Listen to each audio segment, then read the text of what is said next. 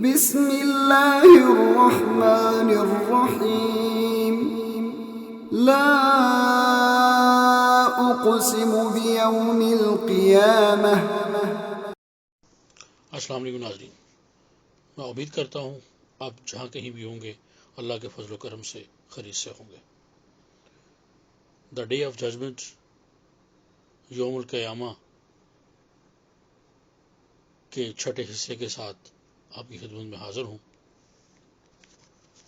پچھلے حصے میں نے جنگ ہرمجدون کا ذکر کیا تھا۔ اس مارکے کے بارے میں نبی اکرم صلی اللہ علیہ وسلم کی حدیث مبارک ہے، عنقریب اہل روم امن کی خاطر صلح کر لیں گے، پھر تم ایسے دشمن لڑو گے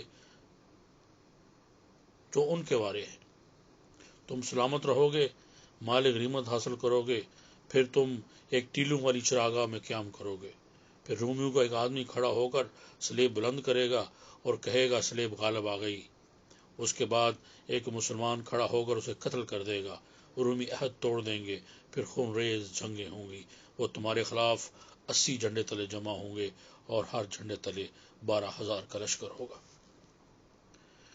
یہ حدیث ابو داؤد اور ابن ماجہ میں ہے۔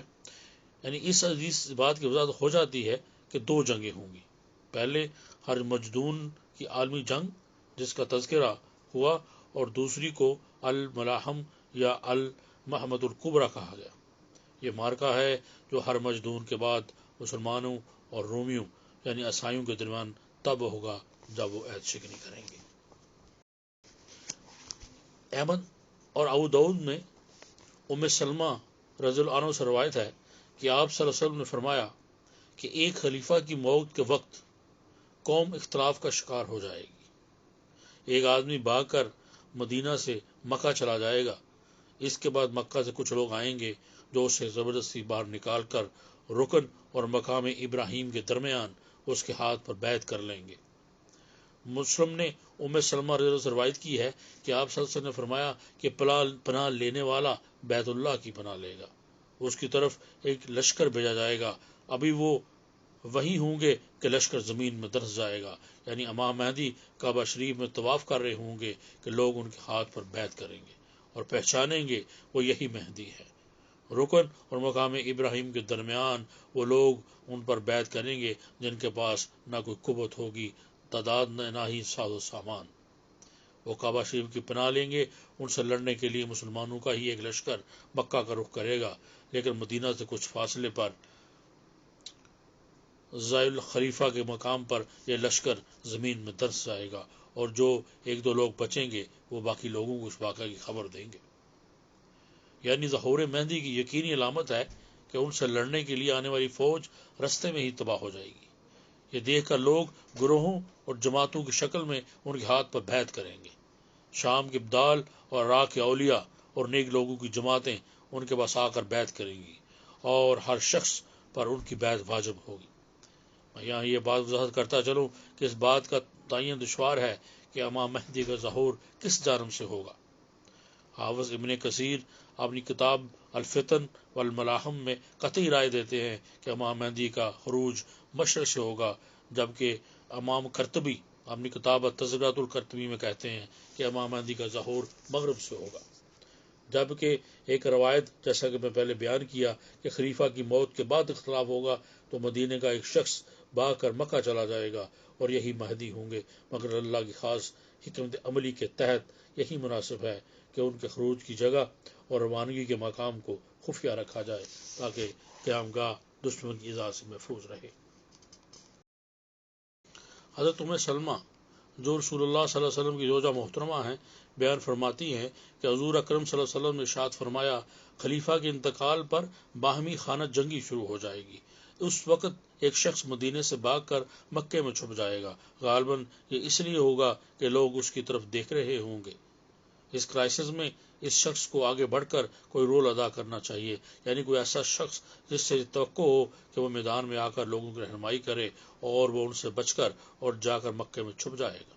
پھر لوگ اسے تلاش کریں گے اور اس کے ہاتھ پر بیعت کریں گے، حالانکہ وہ یہ نہیں چاہتا ہوگا کہ اس کے ہاتھ پر بیعت کی جائے، لیکن پھر یہ کہ اس کے لیے اللہ تعالیٰ کی طرف سے علامتیں بھی ظاہر ہوں گی۔ اور پھر وہ ایک مضبوط حکومت عرب میں قائم کرے گا۔ لیکن ان کے حکومت قائم کرنے کے لیے کسی مشرقی ملک سے فوجیں جائیں گی۔ عرب کے مشرق میں 3 ممالک آتے ہیں، ایران ہے، افغانستان ہے اور پاکستان۔ ضرور ایسا ہوگا کہ پاکستان اور افغانستان مل کر ایک فوج بنے گی، اور یہی اسلامی حکومت کا آغاز ہوگا، اور یہی سے فوجیں چلیں گی جو حضرت مہدی کی مدد کریں گی۔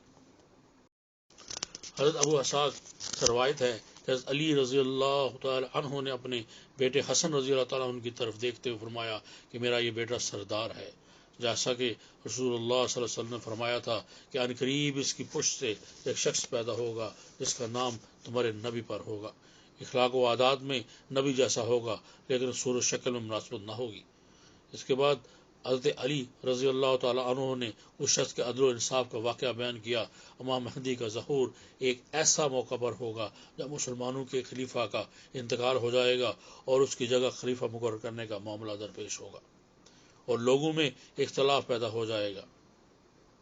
اس کی تفصیل ام المومنین ام سلمہ رضی اللہ عنہ یوں بیان فرماتی ہیں کہ حضور اکرم صلی اللہ علیہ وسلم نے فرمایا کہ خلیفہ کی موت کے وقت لوگوں میں اختلاف پیدا ہو جائے گا۔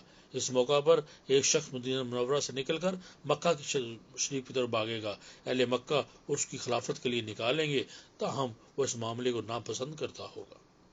پھر لوگ حجر اسود اور مقام ابراہیم کے درمیان اس کے ہاتھ پر بیعت کریں گے، پھر دشمن ایک لشکر ان کے مقابلے کے لیے شام سے بھیجے گا تو وہ لشکر بیدا کے مقام پر زمین میں دس جائے گا جو مکہ اور مدینہ کے درمیان ایک جگہ ہے۔ جب لوگ یہ دیکھیں گے تو شام کی ابدال اور اہل عراق کی جماعتیں ان کے ہاتھ پر بیعت کریں گی، پھر قریش میں سے ایک شخص جس کا ننیال بنو کلب سے ہوگی اٹھے گا اور ان کی طرف ایک لشکر بھیجے گا۔ امام مہدی اور اس کی فوج اس پر غلبہ پالے گی اور مال غنیمت لوگوں میں تقسیم کر کے نبی علیہ السلام کی سنت کو پورا کر دے گی۔ پھر اسلام اپنی گردن زمین پر ڈال دے گا، یعنی کرہ ارض پر اسلام پھیل جائے گا۔ پھر اس کے بعد وہ 7 برس زندہ رہیں گے، پھر ان کا انتقال ہو جائے گا اور مسلمان ان کی نماز جنازہ پڑھائیں گے۔ ابو داؤد فرماتے ہیں کہ بعض راویوں نے ابو حشام کے حوالے سے یہ کہا کہ امام مہدی 9 برس زندہ رہیں گے، بعض نے کہا کہ وہ 7 سال زندہ رہیں گے۔ اس حدیث میں کفار کے لشکر زمین میں درس جانے کا ذکر کیا گیا ہے۔ ظاہر کرتا چلوں کہ دوسری حدیث میں حضور اکرم صلی اللہ علیہ وسلم نے قیامت سے پہلے کے وقت میں 3 واقعات زمین میں درس جانے کے پیش کیے ہیں، ایک مشرق میں، ایک مغرب میں اور ایک عرب میں۔ اس حدیث میں عرب میں پیش آنے والا واقعہ کا تذکرہ ہے، چنانچہ تمام واقعات کی تفصیل کو دیکھ کر جو واقعہ ذہن میں آتا ہے اس کا خلاصہ یہ ہے کہ امام مہدی کے ظہور سے پہلے مسلمانوں کی حالت بہت بے بسی اور بے چارگی کی ہوگی اور پوری دنیا کے مسلمان کسی رہنما کی تلاش میں ہوں گے۔ مدینہ منورہ میں کسی خلیفہ کے انتقال کے بعد امام مہدی مکہ کو روانہ ہوں گے تاکہ لوگ انہیں خلیفہ نہ بنائیں۔ مکرمہ میں طواف کے دوران لوگ ان کو حدیث میں بیان کردہ علامات سے پہچان لیں گے اور حجر اسود اور مقام ابراہیم کے درمیان مسلمان ان کے ہاتھ پر خلافت کی بیعت کریں گے اور وہ اسلامی سلطنت کے قیام کے لیے ساری قوتوں کو جمع کریں گے۔ بعض روایتوں سے معلوم ہوتا ہے کہ شام اور مصر پر عیسائیوں کا قبضہ ہو جائے گا اور مدینہ منورہ میں مسلمانوں کی حکومت کے قیام اور ان کے اجتماع کی خبر سے عیسائی اور غیر مسلم دنیا پریشان ہوگی اور وہ اپنی قوتوں کو مغرب میں جمع کر دیں گے۔ وہ شام کو اپنی فوجی اڈا بنائیں گے اور ایک بڑی فوج کے ساتھ مکہ مکرمہ پر حملہ کرنے کے لیے مکہ اور مدینہ کے درمیان مقام پر جمع ہو جائیں گے۔ بعض روایات کے مطابق ایک پہاڑی ہوگی، دوسرے ممالک سے مسلمان افواج امام مہدی سے ملنے کے لیے روانہ ہوں گی، ان میں ایک فوج سمرقند سے بھی روانہ ہوگی۔ غیر مسلم افواج کوشش کریں گے کہ یہ مسلم فوج امام مہدی تک نہ پہنچ پائیں اور رستے میں ختم ہو جائیں، لیکن اللہ کے کرم سے رستے میں زلزلے آئے گا اور کفار کا لشکر زمین میں دنس جائے گا۔ ناظرین، ان واقعات کو جو بھی ترتیب دی جائے وہ یقینی نہیں بلکہ ضمنی ہے۔ یقینی بات صرف یہ ہے کہ امام مہدی کے خلاف مکہ اور مدینہ کی جانب پیش کرنے والے ایک لشکر زلزلے سے تباہ ہوگا۔ قیامت سے پہلے رونما ہونے والے واقعات کی پیش گوئیاں تمام آسمانی کتابوں میں درج ہیں، یہودیوں کی موجودہ کتابوں میں بھی، عیسائیوں کی مروجہ انجیلوں میں بھی اور قرآن حکیم اور نبی اکرم صلی اللہ علیہ وسلم کی احادیث میں بھی۔ اور بعض مشرقی مذاہب مثلا بدھ مت کے بعض اقوال میں بھی انہی حالات کا ذکر موجود ہے۔ اس وقت دنیا جس تیز رفتاری سے انقلابی تبدیلیاں لا رہی ہے، اس کے پیش نظر پوری دنیا اپنے اپنے عقائد کے مطابق ایک ایسی شخصیت کے ظہور کی منتظر ہے جو اس دنیا کے باشندوں کو ایک کلمے پر جمع کرے، یہاں امن و امان، سکون اور عدل و انصاف کو قائم کرے۔ تو مرحبا میں آج کے اس حصے کو مؤثر رکھتے ہیں۔ جو کچھ میں نے کہا اللہ تعالیٰ اس کو قبول فرمائے، اور اس میں جو کوتاہیاں ہو گئی ہیں اللہ تعالیٰ وہ معاف فرمائے۔